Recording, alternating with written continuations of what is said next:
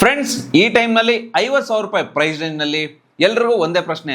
Premium design, smooth ಅಮೋ LED display, long battery, Samsung UI plus a features, ಈ ಎಲ್ಲ features ಒಂದೇ ಫೋನಲ್ಲಿ ಸಿಗುತ್ತಾ? ಇವತ್ತು ನನ್ನ ಕೈಲಿದೆ ಸ್ಯಾಮ್ಸಂಗ್ನ ಗ್ಯಾಲಕ್ಸಿ A37. ಇದು ಎ ಸೀರೀಸಲ್ಲಿ ಮೋಸ್ಟ್ ಬ್ಯಾಲೆನ್ಸ್ಡ್ ಫೋನ್ ಆಗಿರುತ್ತಾ ಅಥವಾ just another mid flagship phone ಆಗಿ ಉಳಿಯುತ್ತಾ? ಈ ಫೋನ್ ಏನಾದರೂ ನೀವು ಪರ್ಚೇಸ್ ಮಾಡಬೇಕಾ? ಇದಕ್ಕೆ ಲೈವ್ ಡೆಮೋಸ್ ಬೇಕಾ? ಸ್ಕ್ರೀನ್ ಮೇಲಿರೋ ನಂಬರ್ ಕಾಲ್ ಮಾಡಿ. ಹಾಯ್, ನಾನು ನಿಮ್ಮ Ravikumar from tech pro Kannada. ಈ ವಿಡಿಯೋ ಸ್ಟಾರ್ಟ್ ಮಾಡೋಕ್ಕಿಂತ ಮುಂಚೆ ನಮ್ಮ ಚಾನಲ್ನ ಸಬ್ಸ್ಕ್ರೈಬ್ ಮಾಡಿಲ್ಲ ಅಂದರೆ ಸಬ್ಸ್ಕ್ರೈಬ್ ಮಾಡಿ, ಬೆಲ್ ನೋಟಿಫಿಕೇಶನ್ ಆನ್ ಮಾಡಿ. ಬನ್ನಿ ಈ ಫೋನ್ನ ಅನ್ಬಾಕ್ಸಿಂಗ್ ಮಾಡೋಣ. ಈ ಫೋನ್ನ ಕಲರ್ ಬಂದು ಲೆವೆಂಡರ್. ಈ ಬಾಕ್ಸ್ ಓಪನ್ ಮಾಡೋಣ ಬನ್ನಿ. ಇದರಲ್ಲಿ ಒಂದು ಬಾಕ್ಸ್ ಸಿಗ್ತಾ ಇದೆ, ಸಿಮ್ ಎಜೆಕ್ಟರ್ ಟೂಲ್ ಡೈರೆಕ್ಟಾಗಿ ಕಾಣುತ್ತೆ. ಈ ಬಾಕ್ಸ್ ಓಪನ್ ಮಾಡ್ತಿದ್ದಂಗೆ ನಿಮಗೆ ಡಾಕ್ಯುಮೆಂಟೇಷನ್ ಸಿಗುತ್ತೆ, B2C ಕೇಬಲ್ ಸಿಗುತ್ತೆ. ಈ ಫೋನಲ್ಲಿ ನಿಮಗೆ ಬ್ಯಾಕ್ ಕೇಸ್ ಬರಲ್ಲ. ಬ್ಯಾಕ್ ಟು ಅವರ್ ಲೆಜೆಂಡರ್ ಫೋನ್, ಲೆಜೆಂಡರ್ ಕಲರ್ ಬರುತ್ತೆ.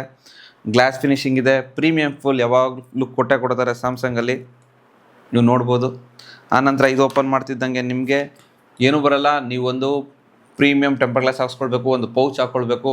ಇದಕ್ಕೆ 25 ವಾಟ್ಸ್ ಅಡಾಪ್ಟರ್ ಬೇಕಾದ್ರೆ ನೀವು ಪರ್ಚೇಸ್ ಮಾಡ್ಬೋದು. ಇನ್ನು ಇದರ ಡಿಸೈನ್ ಬಗ್ಗೆ ಮಾತಾಡೋದಾದ್ರೆ, ಈ ಫೋನ್ನ ಫಸ್ಟ್ ಇಂಪ್ರೆಷನ್ ಚೆನ್ನಾಗಿದೆ.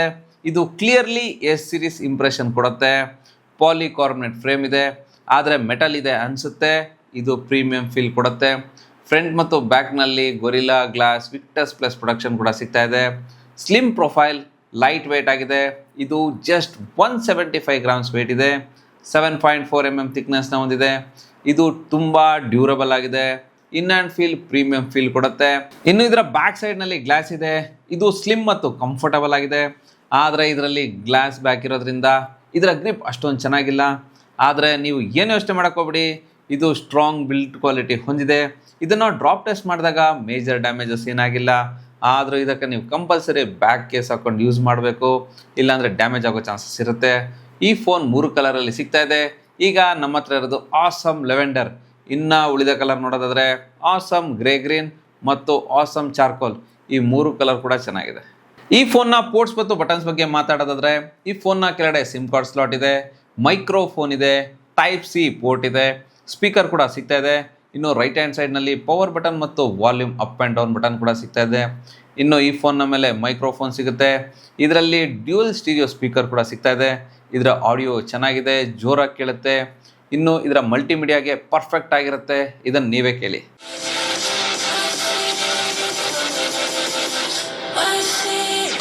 ಇನ್ನು ಇದರ ಡಿಸ್ಪ್ಲೇ ಬಗ್ಗೆ ಮಾತಾಡೋದಾದರೆ, A57ನಲ್ಲಿ ಸೇಮ್ ಡಿಸ್ಪ್ಲೇ ಸಿಗ್ತಾ ಇದೆ. ಇದರಲ್ಲಿ 6.7 inches full HD plus super ಅಮೋ LED ಪ್ಲಸ್ ಡಿಸ್ಪ್ಲೇ ಸಿಗ್ತಾ ಇದೆ.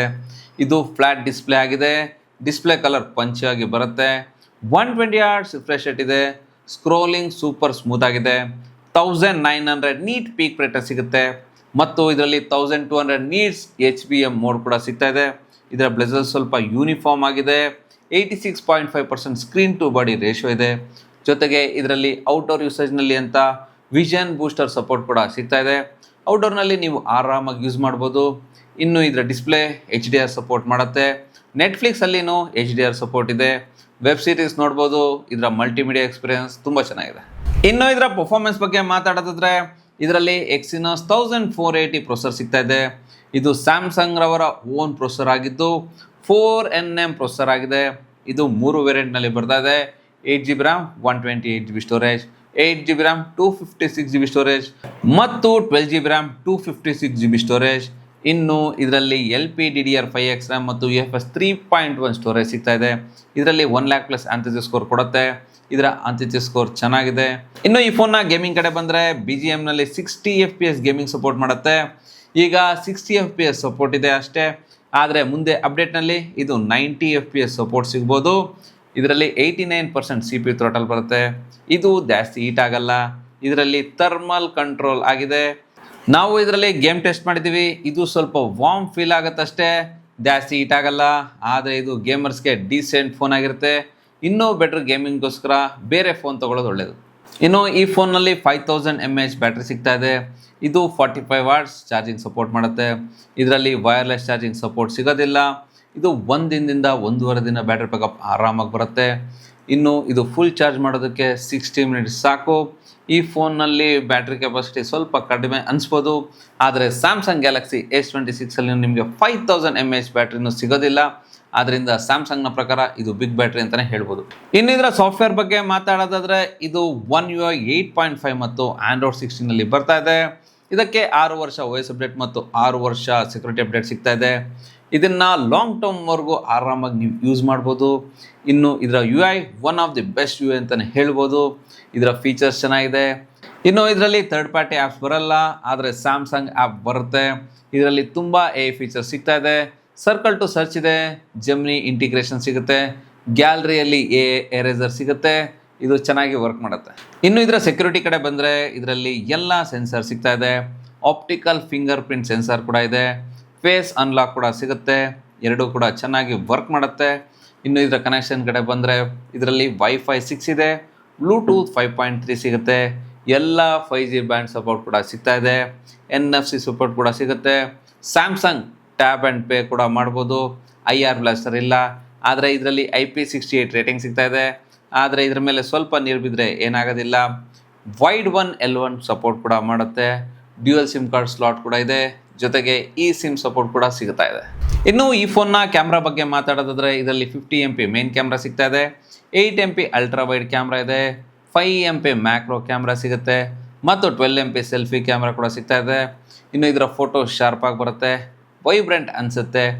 A57ಅಲ್ಲಿ ಇರೋ ಥರ ಸ್ಯಾಚುರೇಷನ್ ಇದರಲ್ಲಿ ಇಲ್ಲ.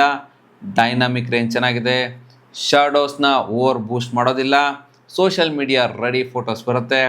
ಇನ್ನು ಇದರ ಅಲ್ಟ್ರಾ ವೈಡ್ ಕ್ಯಾಮ್ರಾಯಿಂದ ವೈಡ್ ಫೋಟೋಸ್ ಬರುತ್ತೆ, ಲ್ಯಾಂಡ್ಸ್ಕೇಪ್ ಫೋಟೋಸ್ನ ತೆಗಿಬೋದು. ಆದರೆ ಈ ಪ್ರೈಸ್ ರೇಂಜ್ನಲ್ಲಿ ಟೆಲಿಫೋಟೋ ಕ್ಯಾಮ್ರಾ ಕೊಡಬೇಕಿತ್ತು. ಪೋರ್ಟ್ರೇಟಲ್ಲಿ ಏಜ್ ಡಿಟೆಕ್ಷನ್ ಅಕ್ಯುರೇಟ್ ಆಗಿದೆ, 1x 2x ಪೋರ್ಟ್ರೇಟ್ ಫೋಟೋಸ್ನ ತೆಗಿಬೋದು. ಡೀಟೇಲ್ಸ್ ಡಿಸೆಂಟ್ ಆಗಿದೆ ಮತ್ತು ಸೆಲ್ಫಿ ಕ್ಯಾಮ್ರಾ ಕೂಡ ಚೆನ್ನಾಗಿದೆ. ಡೀಟೇಲ್ಸ್ ಶಾರ್ಪಾಗಿ ಬರುತ್ತೆ, ಪ್ರಾಪರ್ ಕಲರ್ ಸ್ಟೋನ್ಸ್ ಬರುತ್ತೆ. ಇನ್ನು ಇದರ ವಿಡಿಯೋ ಕಡೆ ಬಂದರೆ ಬ್ಯಾಕ್ ಮತ್ತು ಫ್ರಂಟ್ ಕ್ಯಾಮ್ರಾಯಿಂದ 4K 30 FPS ವಿಡಿಯೋ ರೆಕಾರ್ಡಿಂಗ್ ಮಾಡ್ಬೋದು.